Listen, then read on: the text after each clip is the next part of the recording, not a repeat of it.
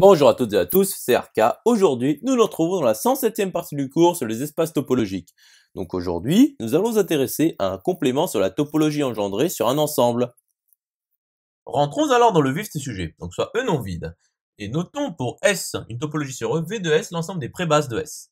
Donc démontrons que pour tout T de U de E et pour tout Géronde ensemble de parties de E, Géronde inclus dans T implique que l'ensemble des réunions pour I appartenant à grand I de OI, pour OI avec I appartenant à grand I appartenant à un Géronde puissance grand I, est inclus dans T. Donc, soit T appartenant à U de E quelconque. Et soit Géronde, un ensemble de parties de E tel que Géronde est inclus dans T quelconque. Donc, montrons que un Géronde est inclus dans T. Donc, soit U appartenant à un Géronde quelconque.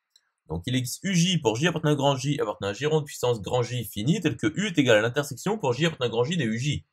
Or, pour tout J de grand J, UJ appartient à T. Et cardinal de grand J appartient à une étoile. Et T appartient à U de E. Donc l'intersection pour J appartenant à grand J des UJ appartient à T, c'est-à-dire U appartient à T. Donc un Géronde est inclus dans T. Continuons la démonstration. Donc soit O appartenant à l'ensemble des réunions pour I appartenant à grand I des OI, tel que OI pour I appartenant à grand I appartient à un Géronde puissance grand I quelconque. Donc il existe OI pour I appartenant à grand I appartenant à un Géronde puissance grand I, tel que O est égal à l'union pour I appartenant à grand I des OI. Et un Géronde est inclus dans T. Donc pour tout I de grand I, OI appartient à T. Et donc la réunion pour I appartenant à grand I de OI appartient à T, car T appartient à U de E. C'est-à-dire O appartient à T. Donc l'ensemble des réunions pour I appartenant à grand I de OI, telles que OI pour I appartenant à grand I appartient à 1 Géronde puissance grand I, est inclus dans T. Conclusion établie.